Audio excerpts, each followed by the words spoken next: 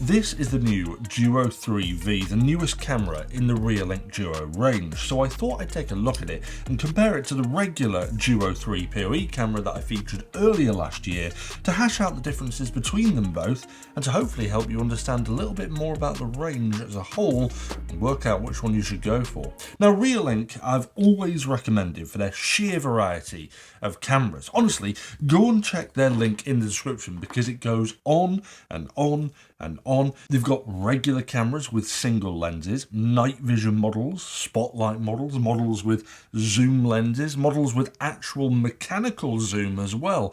And all of those generally do a Wi-Fi and a PoE version to suit. But one range of theirs specifically tickles my pickle, and that is the Duo range. This range offers the most amount of security coverage from one unit because the way they work is by adding two 4K resolution cameras side by side, sort of like a fish, and then stitching the image together to make one absolutely massive panoramic image of astounding quality and resolution. Now, the obvious benefit here is that you've got double the coverage of regular cameras, but only having one camera unit. But there are a few more additional benefits to this range from a software perspective too, but I'll get onto that shortly because first I want to take a look at these two side by side. Now, this is the Duo 3, which I reviewed extensively last year, so if you want to find out a little bit more about that, I'll link that episode below for you. But this is the new 3V, and well, the difference in design is immediately noticeable.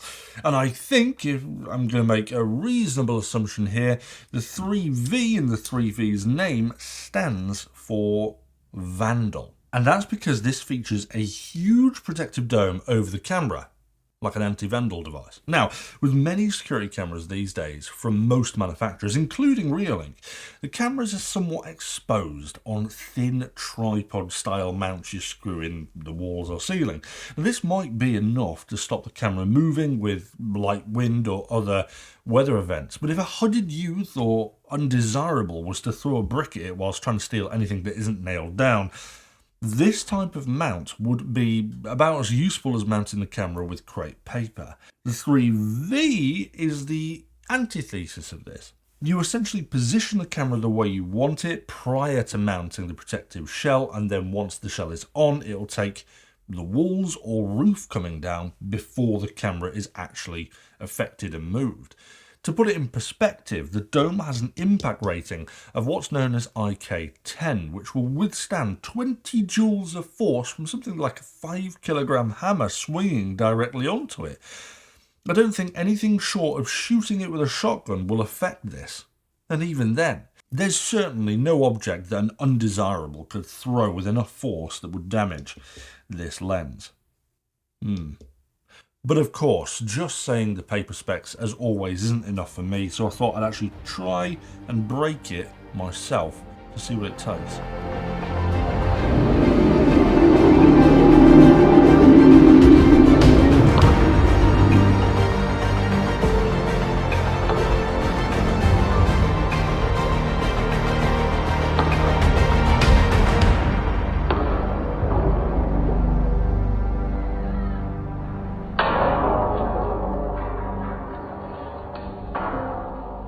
I thought I'd hit it not once, but 4 times in total at full swing.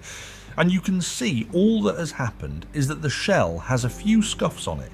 It's still fully intact with no cracks, which I was more than impressed by. It certainly gives me a lot of confidence in the product in that it will withstand anything any yob might throw at it.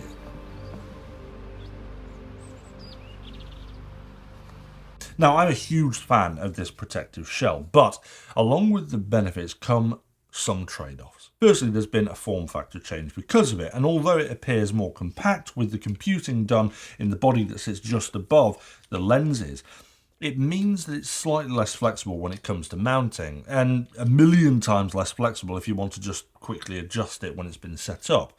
You can, of course, but it takes a bit longer to fiddle around taking the shell off again.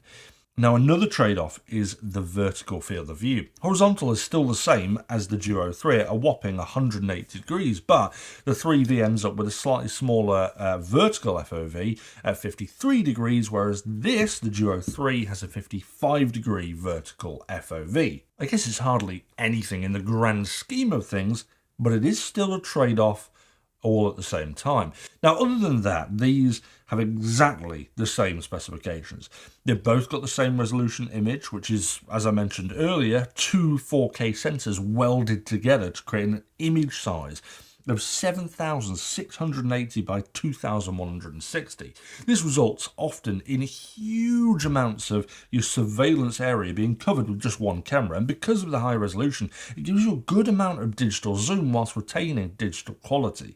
Obviously, the zoom isn't infinite, but for cameras without optical zoom, they're some of the best that I've ever seen, certainly when comparing it to Wi-Fi connected cameras that often only have 2K resolution, maybe 3K on some of the higher end ones, but without a doubt, the dual 4K sensors on these easily beat those with hands tied behind the back. Of course, there's one main reason why the quality is higher, and that's because they both run off the PoE, and naturally because of this, 4K is much easier to achieve. Fully wireless systems can't sustain 4K recordings without massively impacting battery life, which is one of the reasons why I've been converted from not really liking PoE systems to singing their praise.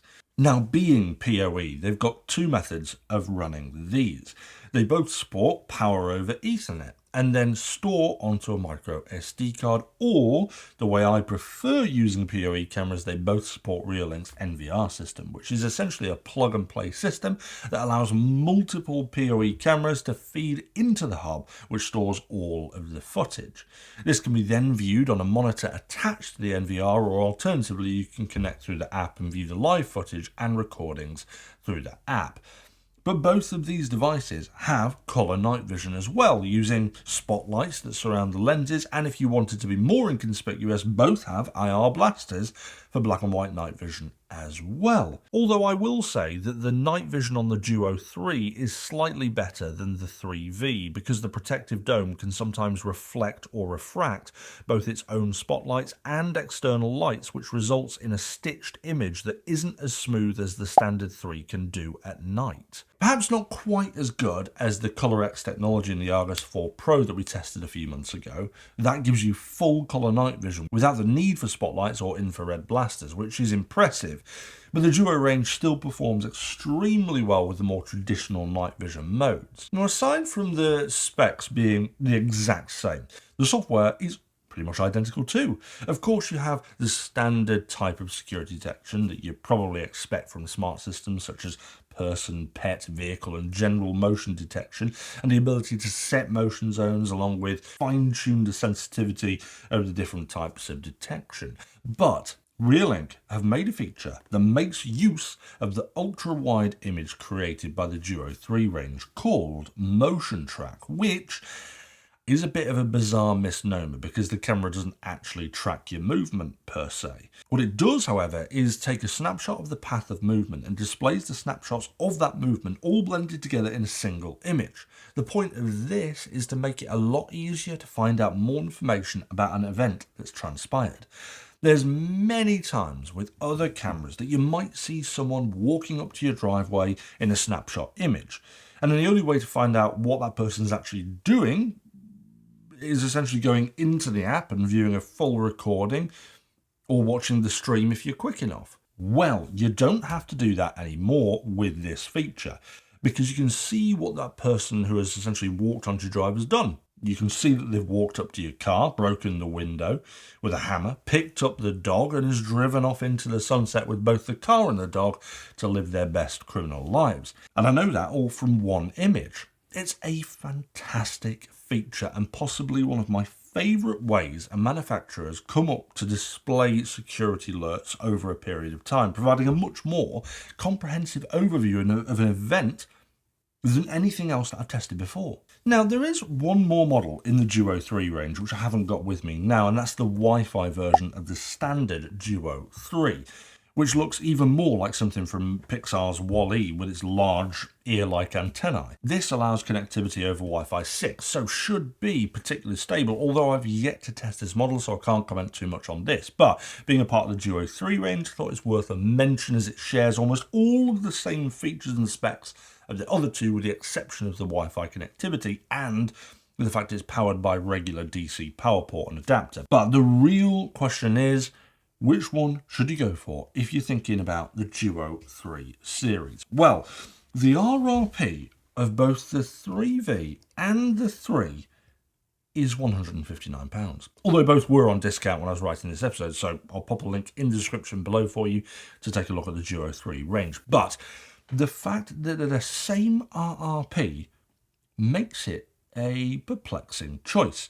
There's, in my opinion, no real consequence to the 3V that would turn me away, and the downside of losing a slight bit of FOV on the vertical axis and losing a bit of flexibility with movement and positioning are both very small prices to pay for a much more secure camera that people won't be able to steal or tamper with. So in my opinion, the 3V, for me, is the better of the two. It's stronger, tamper-resistant, and arguably slightly less conspicuous than the Giant 3. But then on the flip side, if flexibility and positioning is something that you need, and the extra 2 degrees of vertical FOV is really wanted for some unbeknownst reason, then obviously the Duo 3 is the right way to go. But objectively speaking, the Duo 3 range in its entirety remains some of my favourite cameras at the moment, and the 3V is an excellent addition to the range.